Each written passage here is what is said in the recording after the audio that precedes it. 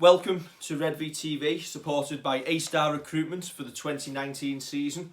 No game this week because we weren't good enough to play in it. Sorry. So we asked for questions for a quick question and answer session, and we'll try and keep this under 20 minutes, this video, and get through as many questions as we possibly can. First off, Smudge, what do you make of Coop's left-footed kicking game? We've seen 2 games of it. It's a little bit early to say.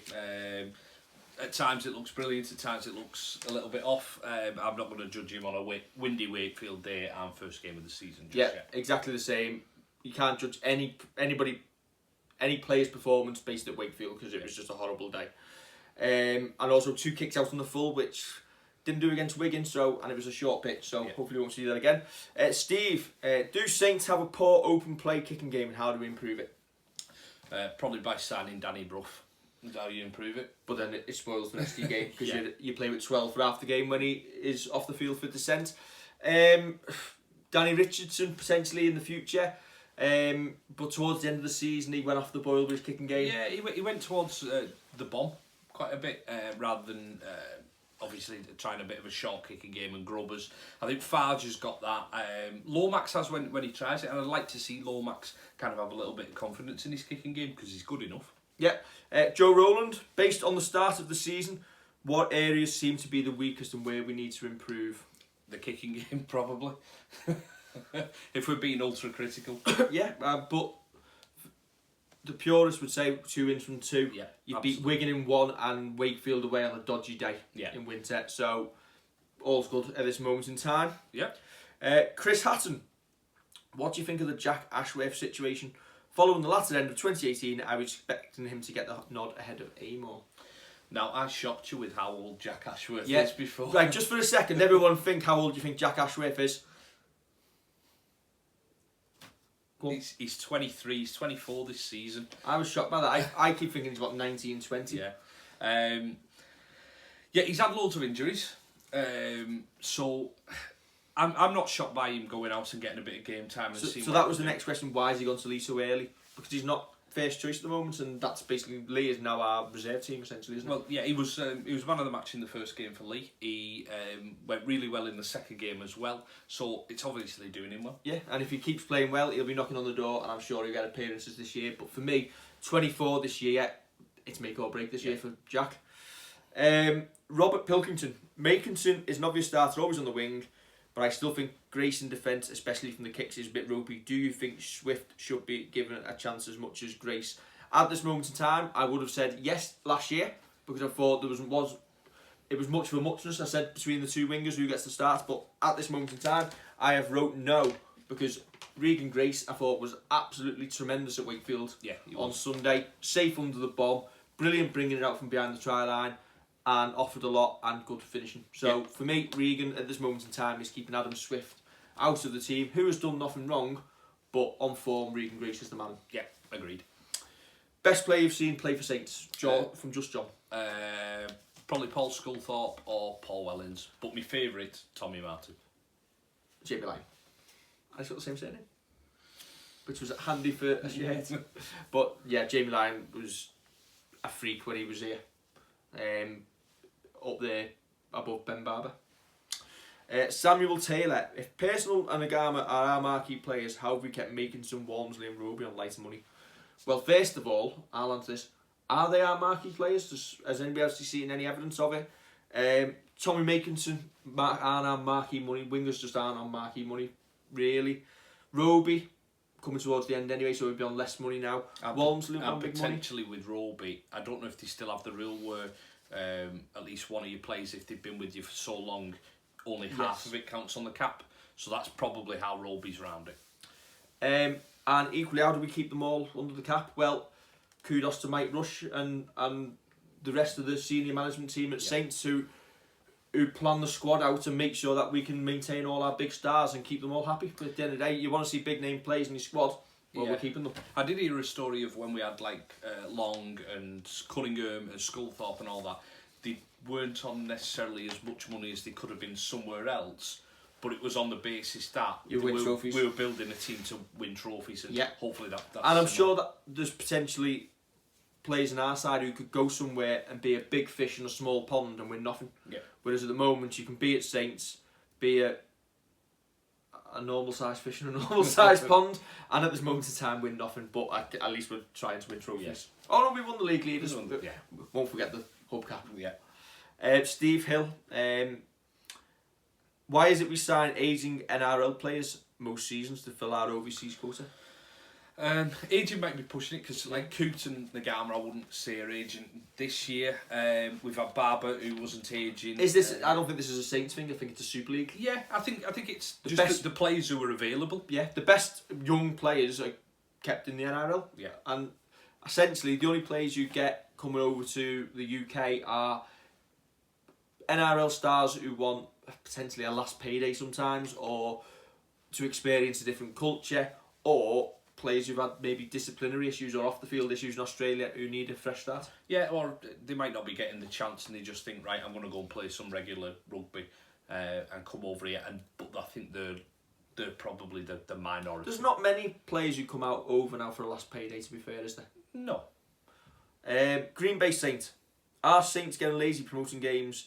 Many clubs have upped their social media interactions with great humorous try announcements, which look fantastic on Twitter, but is it actually doing the job of putting any bums on seats at these teams? I'd argue not. Our last media manager, Mike Appleton, did a fantastic job at the club. He's moved on to pastures new, and we're currently awaiting a new media manager to start at the club who may come with fresh ideas. Yeah, I mean, it's no detriment to Mike if I say hopefully so, because you always want something new, something refreshed, don't you? Maybe it's just that lull in between Mike leaving and the new social media manager starting. Yeah, and hopefully we'll get away from mistakes at the weekend, like 116-12 to Wakefield, who were losing on the official website. And I think there was one where on the social media about two players scored the same strike at the end. But we'll forgive the lads doing a sterling job while they're waiting for a professional media manager to start. Absolutely. No slight on them. Jack Walmsley, no relation of Alex, we hope. Or we don't know. Why not? Yeah. Why not? What do you think will happen? Shirt. What do you think will happen with Justin Holbrook? Will he extend his contract or go back to Australia? Hopefully he'll extend his contract. But it depends if a club in Australia want him. Yeah. Equally, if Saints aren't successful in winning a trophy this season, you will have some Saints fans argue that 2.5 years to win a trophy at Saints is your time. Yeah, but from the basis of where we were to where we are now, I think we've made great strides and it's actually entertaining rugby again. Yeah, I think it'd be quite harsh. I know we've got some good players around the club, and we had Ben Barber last year, which people thought was the missing piece. But yeah, to be honest, I'd still give him another year at least. Lee Roberts from Facebook: are the club in talks to keep Justin? Hopefully. I'll just ring Eamon in a minute and ask him. I know, you know as much as we do on that one, I'm afraid. Paul Caswell: is it me or is the TW Stadium, Totally Wicked Stadium, lacking any soul and atmosphere? Let's not have rose-tinted glasses over Knowsley Road. There were plenty of games at Knowsley Road where we were getting crowds of 7,000 and it was dire in terms of atmosphere. People remember the big game atmospheres, and if we go on to win trophies and have them big wins at the Totally Wicked, you will get that. I think not only that, Knowsley Road had 100 years or so of history. Nostalgia. And this hasn't got them memories, and it can only come with time though. Yeah, exactly. And you're still hearing of people swapping in between standing up or sitting down and changing round. We'd have potentially liked the stadium to be set out a little bit different and being stood up down the side. Yeah. But that's not how it is. No. And it could be a lot worse. We could be at the Kirklees Stadium that only has 2,000 in it. Or the GW, which is less than 50% full most of the time. At least our ground looks relatively full, especially behind the sticks, with most weeks it is pretty packed. Yep. 3-team World Club Challenge or just one game? From Tol St. Guna. One game. I'm not interested in the others. Just one game. Yeah. Again, I said this when we were champions. Sorry, it's a one game. You focus on the team that is the champions, and fair play to Wigan. It's them. If Saints were to play another NRL team this weekend, means nothing. Yeah. So nah, it's all on the World Cup Challenge where we hope Sydney beat Wigan. Yeah. Graham Cunliffe, should the World Cup Championship be scrapped or World Cup Challenge be scrapped in favour of an annual end of season test against the Aussies?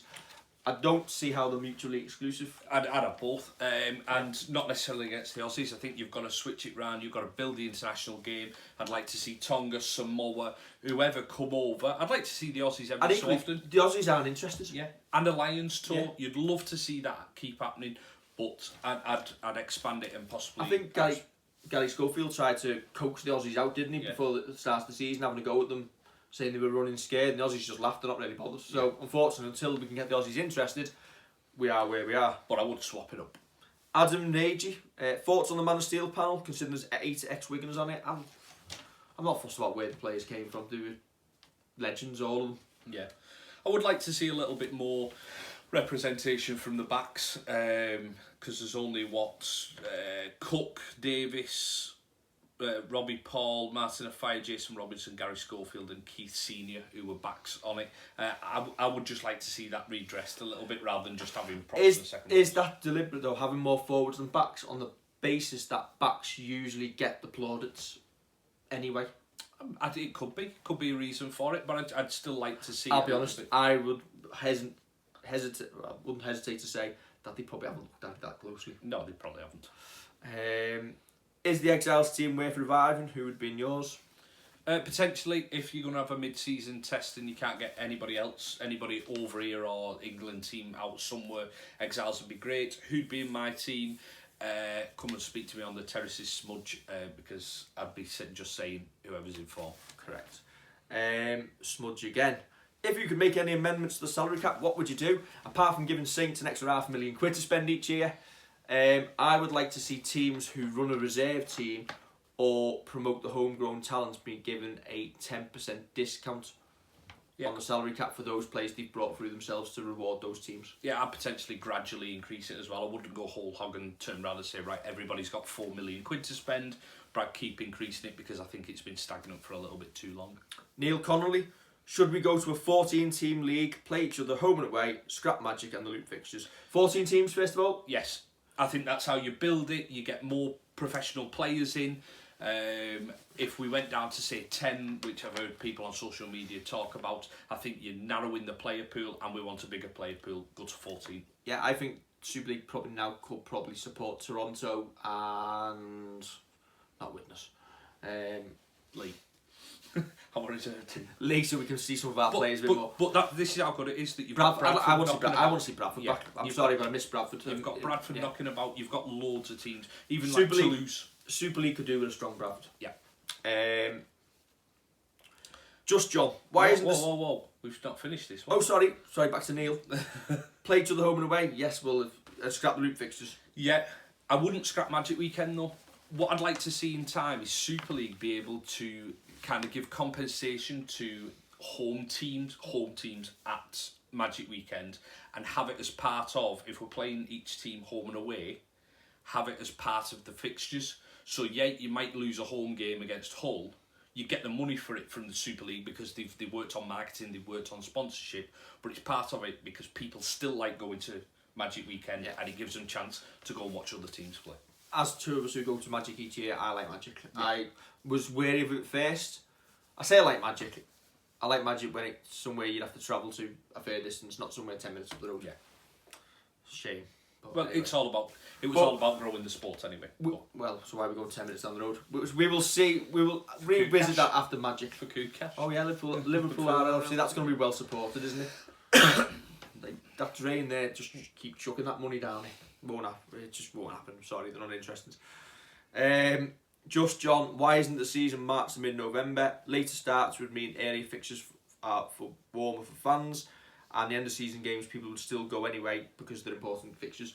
Yeah, I can be full of ball because I froze the last couple of weeks. I think the only reason it's not, and then it says something about internationals could still be played before Christmas.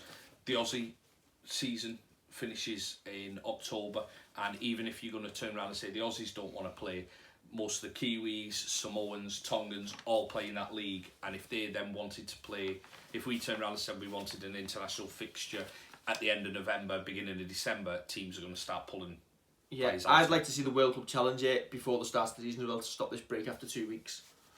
But again, is it because it'd be too early for the Aussies? Yeah, potentially. And I'd like to see the World Cup Challenge at the end of the season, because John Bateman should be in this game for Wigan. Correct, Sam Tompkins should be in this game. The only problem is the logistics of saying the game's going to be played in Australia or wherever, and arranging it and getting fans out there. Joe Coy, should we start the season later? Yes. Yeah. I'm freezing still, and I don't like freezing. And if you look at our social media texts on games, although we've put on the scores, the reason they're so short and pretty non-descriptive is because hands are frozen trying to do it. Fair enough. Mark, sorry, you asked the questions. Yeah. No, okay, last few. Refs and disciplinary. Should new rules be brought in after the season's already started, such as a ban for play acting? Well, it's probably already there, isn't it? Just not used. I tweeted Robert Hicks before, and there is the potential for a penalty. He said, beware that something might have happened. So you see it all the time where if someone's going to score a try and they put their hand on the defender, that's classed as interference with the defender. So as soon as you lay your hand on them, they've always got that, I'm not going to call it a cop-out, but that reason to give a penalty. So whether they go down like the dying swan or whatever, but there is, they can give a penalty against you for diving, especially if you've not been touched. I think we'll see a clamp down on it soon enough. Same. Barbara Heaton, what are the rules for water carriers? Some teams use them as an extra man. Warrington are good for that. The last time I heard about it for the trainers rather than water carriers was they were allowed on for 3 tackles after a sub. Now people will be able to tell us differently, I'm sure, but they're allowed on for 3 tackles after a sub to sort the team out, but then they've got to get off. Whether that's still the same, I'm not sure. So. Phil Gilbert, do we have enough quality refs in our game? No. To follow the Aussies' example of 2 refs and 2 touch judges. And do you think this would improve the game? Yes. It quicken the game up. And it would stop the play actor that play the ball. And so you go back to the previous question, you're solving that issue. Yeah. I don't think you need to be quality refs for somebody to police to play the ball around it at all times. Yeah. Adam Lang, heard the 2 ref system is going to be implemented in the next season. Are you guys in favour of it, as we've just said? Yeah. Yep. John Metcalf, what's the point of ref putting an instance on report and the disciplinary panel looking at it afterwards? Yeah, I agree. I'd rather see... I don't mind this on report being used when the referees haven't seen it. Quite often, though, I believe that they have, and they just use it as a cop-out. Yeah, I want to see refs take more proactive decisions on the pitch and start reffing the game. I think it's the same across all sports. You start having video refs in the game, and you start getting a bit lazy. If incidents on report are referred to disciplinary, I would like to see the punishments be implemented in the next game versus that opposition.